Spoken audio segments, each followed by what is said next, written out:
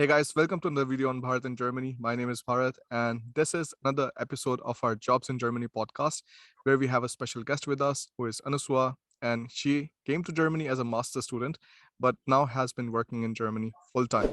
Anuswa, welcome to the call.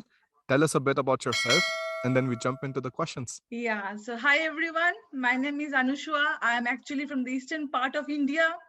I came to Germany in 2015 as a master student. And after that, after completion of my master's, I started working. I currently work as a firmware development engineer at Links Technik in near to Weiterstadt, that is near to Darmstadt in Hessen. And I have been working here for 4.5 years after the completion of my master's. In between, I did student work, I did internship and thesis from different companies. And overall, like, I am happy to stay here in Germany and doing full-time work. So, and other than work, I would like to travel and like cooking Mhm, and learn language also. So mhm. yeah, that's about. That's very nice. Tell me about the first time when you thought of coming to Germany, and like what kind of problems did you face like when you were thinking about, okay, I want to like move to Germany now for studies. Yeah, the plan actually for me coming here was not Germany. The main part which I decided on to get a foreign exposure. Mm-hmm. That was the main reason I decided to like get either to Europe or US or some special foreign broad destinations. And Germany came up as a good point because I chose my masters to be in the Vellore Institute of Technology. They have this collaborative program. This is the masters exchange program. It's like in only for the communication engineering, two specializations: communication engineering and sensor systems. And out of that I choose communication engineering. And in that, the structure of the program is like 6 months I have to do my masters in India and 1.5 years in Germany. So in this 1.5 year program, I will get exposure not only in my masters core studies, I will also get internship and thesis exposure, which definitely was the main focus point because I really want to gain some work experience in abroad. Mm-hmm. And initially what was the point was like I was not very much sure about the language problem, which I came to know after I came here. But though I have some basic knowledge before coming in Germany, but I would say that was not sufficient enough. So I would say that the main reason for coming here is to get a foreign exposure. Mm-hmm. Mm-hmm. That's very nice. And then how did you end up like choosing Germany? Because you said like there was this exchange program. Like, did you have also like other options in front of you? No, it was like a specific program Mm-hmm. and we go there. But the trick of this is that like there will be like 120 students who will be like not everybody can come through this program. Mm-hmm. You have to go through a specific interview conducted by Vellore Institute of Technology, though we whether we satisfy the criteria or not. And in that interview, I qualified, and then after that, I can. There are like 5 people who get selected every year for this program. Mm-hmm. And also important is that it comes through a dad fellowship. So yeah, so scholarship also gets included in this program, so it's a good nice package, I would say. Yeah. That's for sure. That's very nice. Now, like, what was the like, what were the grant for the scholarship? Like, were you able to like survive yourself just fine during your masters? It would be 650 euros in Okay. 2015, 650 euros per month Mm-hmm. for 6 months, because 6 months is the duration of the master course studies. After that, I'm allowed to search for a work student, internship, or thesis. I mean, thesis after it was a mandatory internship for me, basically. Yeah. Mm-hmm. Mm-hmm. Absolutely. Okay, that makes sense. Now, let's talk about your time of like studying in Germany. So, what were the biggest differences that you saw when you were like studying in Germany versus India? What were the things that you liked? What were the things that you didn't like so much? So, tell us some details there. So at the very initial stage, I would say about the language, which I came to know just after landing in the airport, that all the announcements, the signboards, everything were in German. So that motivated me actually to know about the language. And after that, that was one good part of my program was I need to have at least A2 German level before I register for my thesis. So that was mandatory, and that actually helped me because I would say it was free of cost, and I learned language while during my master studies. And this was one of the biggest challenge, I would say, at the very beginning. Then coming next to that, it was like we are doing only 6 months of master studies, because we're like exchange students, not the normal general master students. Mm-hmm. So at that time, many of my classmates have already applied for internships, started applying for student jobs. Also, for example, there was this huge craze for these job fairs, career fairs. Yeah. And so I had to like parallelly match up with my classmates on this, which I would say was kind of challenging, but I would say in the long run, it actually helped me. So this is one of the thing I would say was noticeable. And in terms of classes, lectures, and the whole curriculum, I would say that is not I of course there's a huge difference, especially because I started from the University of Applied Sciences. They have this practical exposure for lab sessions, Mm-hmm. doing practical work experience. The domain which I generally work on is the FPGA, is this field programmable gate arrays. That is the ASIC applications. These are like semiconductor domains. ICs for generating of integrated circuits. I do the same thing during my master curriculum as well as an academic project. After that, I was easily able to get through this student job under my professor for 3 months. Mm-hmm. So I would say that in the initial stages it was quite challenging, Mm-hmm. but if somebody like tries to motivate himself or herself in the long run, then this will be really a fruitful exposure. Mm-hmm. So yeah, so that is overall my experience, but it was overall good. Yeah. Mm-hmm. That's very nice. Now tell me, like, how were you able to find your first part-time job in Germany? Yeah, the student job. Yeah, I had did my academic project under the similar professor for 3 months, and after just completion of my semesters, the exams, I was looking for like internships, not really student jobs. That was the target because I want to shorten the time. But yeah, I think I got delayed for like 1.5 months, and within this time I got a student job from my professor because I contacted him, and whether he'll be able to have some temporary academic position for me. And there also I got 450 euros per month for the student job. Mm-hmm. And this is just with the good rapport of my professor. Not only my professor, I would say, for every student also in the university, there is good contact. Not only here in near to Darmstadt, there is a Fraunhofer, so a lot of students go there as well. So like a little bit good rapport with the professor would quite help. Mm-hmm. Yeah. Mm-hmm. Yeah. Okay. And so once like the masters was ending, so like what was the time when you thought, okay, like now is the time I need to like start looking for a job? That I would say at the last 3 months, just before completion of my thesis, I would say. The thesis, the colleague or my senior, the manager with whom I worked my thesis, I'm really in good touch with him right now as well. He has actually motivated me and tried to help me editing my CV, for example, in German. Yeah. So 3 months prior to the completion, when you can understand that I need to complete off and then give off my final presentation, Mm-hmm. defense, I would say that would be a good time to start with. I mean, Mm-hmm. that is the plan I followed Yeah. basically. Yeah. Makes sense. And so how did you organize your job search? So let's talk about the platforms, or like what kind of resources were you taking a look at, um, and any kind of like tips that you learned. Okay, like that these were interesting and these like helped you in finding your first job. Mhm. So first of all, I would say that my seniors also helped me in guiding me as to how to find a job, because they already passed out the previous year and stuff like that. And the initial thing which I did, maybe one of the mistakes, but still I would say not a mistake, it's a good thing to learn on the long way, that I started with the consultancies. Yeah. Mhm. And it is easy to get through a consultancy. Yeah. But the problem is that when they do not have a project, they try to place me in a different project, which probably I won't like. Yeah, Mhm. that may not be in my domain. I actually applied for a consultancy which is called Alten Group. From there I got the client project at Continental. Mhm. The project was very nice. It was for 2 years. It was very nice. I learned a lot. But the problem is that I have to leave because there was no extension of the project. Mhm. This is a kind of like problem for the consultancies. So I preferably not recommend anyone to go there, though it is easier way.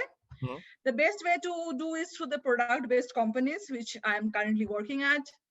Of course, the work of course is very nice, and the projects you get on depends upon your experience as well. Coming to the platforms, I would say, of course, I attended the job fairs, the career fairs. There from I came to know about those industries which are working in my domain.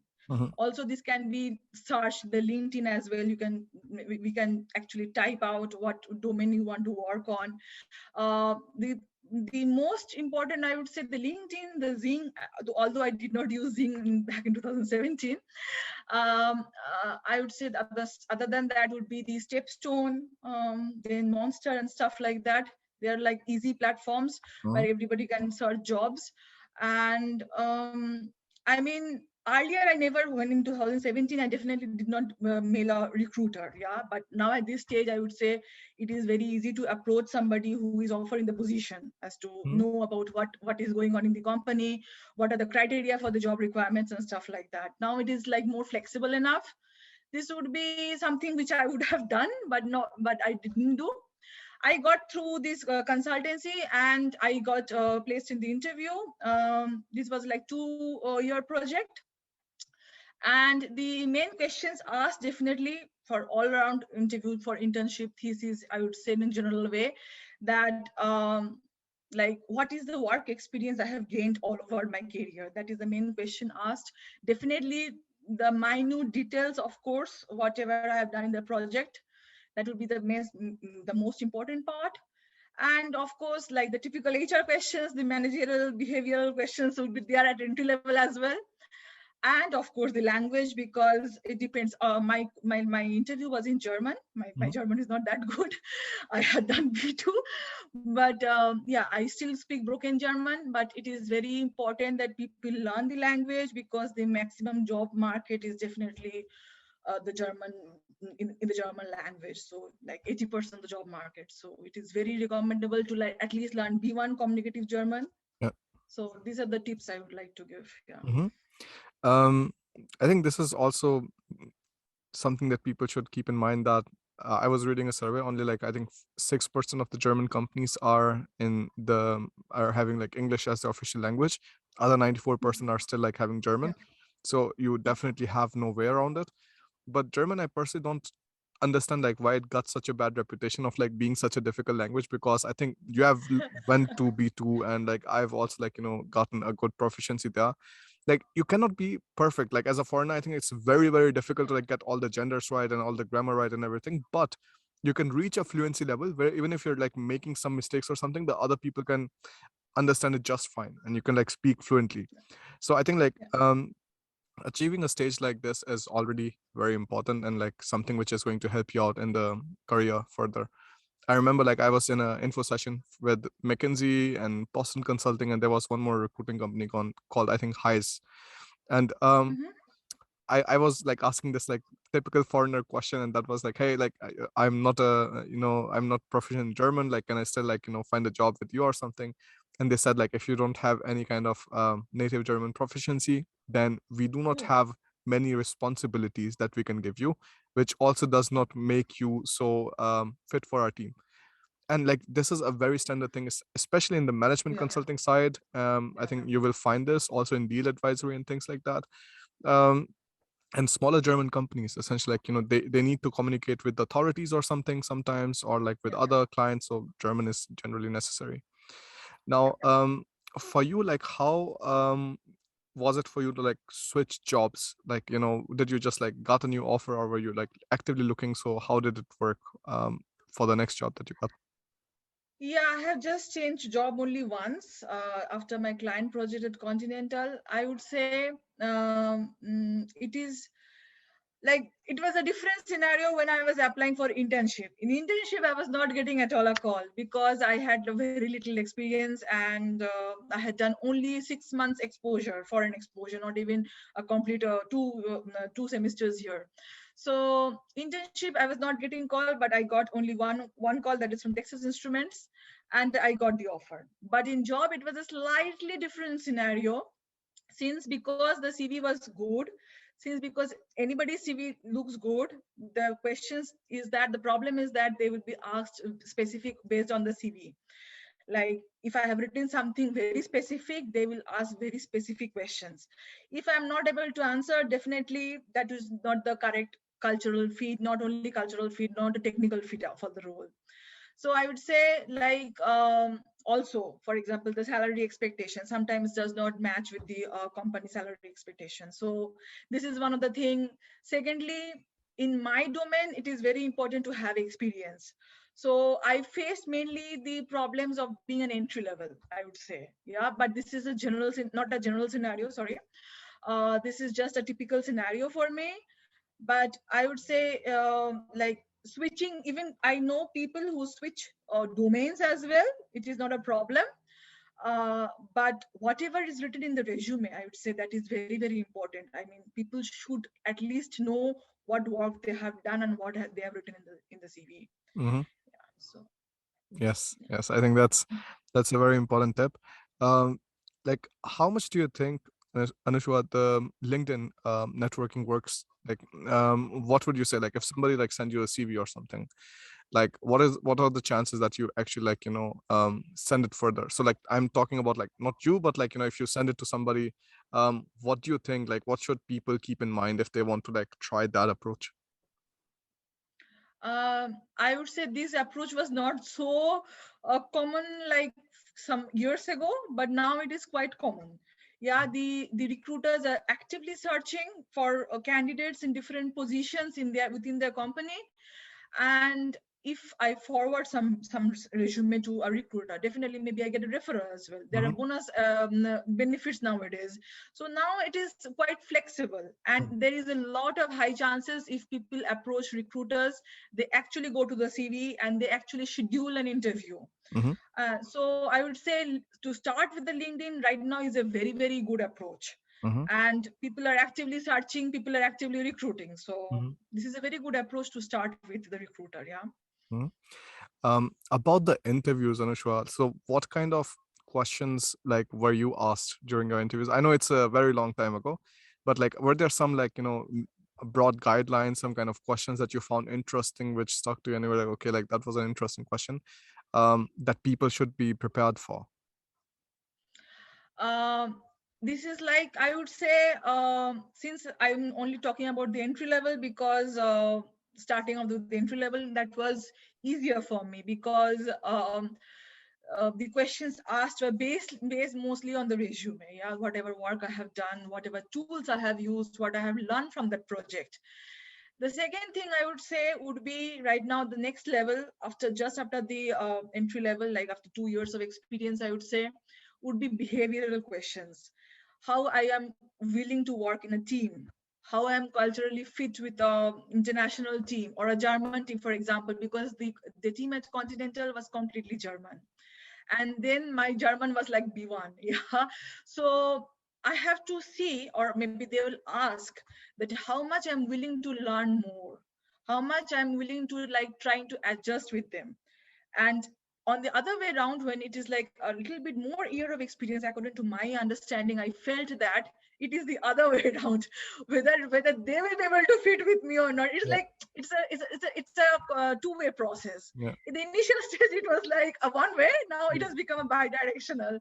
yeah. And I would say that the general questions would be at the very a little bit more higher level, would be behavioral. Of course, technical would be there, but behavioral questions are very important. But at the entry level, they will ask that whether you are willing to learn more or not, whether Mhm, you're motivated to learn a language or not, motivated to learn a new tool or not. mhm, These are the main things I would say would be like willing to know, willing to learn, willing to like give. So these mhm. are the three principles I would say. Okay, that's very nice tips, Anushwa. I think like that is one of the best tips that we have received so far. Thank you so much for that. Um, So, like, to wrap it up, like, are there any other, let's say, things that are coming to your mind right now that you think people should know, or like any kind of last tips or advices that you would like to share with the people who are on the lookout for a job right now? Yeah, I mean, the I would say to apply. I mean, maybe the whole description, job description, does not match the whole criteria, whatever a person has done for his or her career till now. But still apply. Approach directly to recruiters through LinkedIn, to different platforms. That is like more of a one-to-one contact where they can actually understand more about the qualifications. The Of course, the language is a very important factor. It cannot be neglected at all point of time. If one needs to broaden the job market, then one needs to definitely concentrate upon the language as much good as German they can speak. Of course, nobody wants fluency, definitely, but in the technical domain, I would say, of course, not in the management level. I have myself, for example, done something like this, that I edited my CV in German, yeah, from actually from a German, and definitely he has done it perfect. And maybe perfection is not that necessary, Mm-hmm. because this can increase the level of expectation from the recruiter, from the people who are actually hiring. They think that probably I know that much level of German. So some mistakes in the CV, in the cover letter, I would say, would be fine. At least I do sometimes intentionally, because this kind of lowered the expectation that at the real time I will not be able to speak that much good German. Mm-hmm. Uh, and and yeah, so this would be the tips, I would say. Yeah, general Mm-hmm. one. Yeah, not so special. Yeah, but Yes. this would I No, say. Yeah. but definitely, like, thank you so much for these tips. These are definitely very helpful. Also, like, sharing your experience and taking out the time so late in the evening and like still like getting on this call. Very grateful for that. Thank you so much. Yeah, Yeah. thank you. Perfect. Anybody else who is watching this video, if you have questions regarding finding jobs in Germany and so on, just write in the comments. We will take a look at that and we will try to respond. There are also a lot of free resources I've put in the description, so you can also take a look at that. I'll see you in the next video. Bye.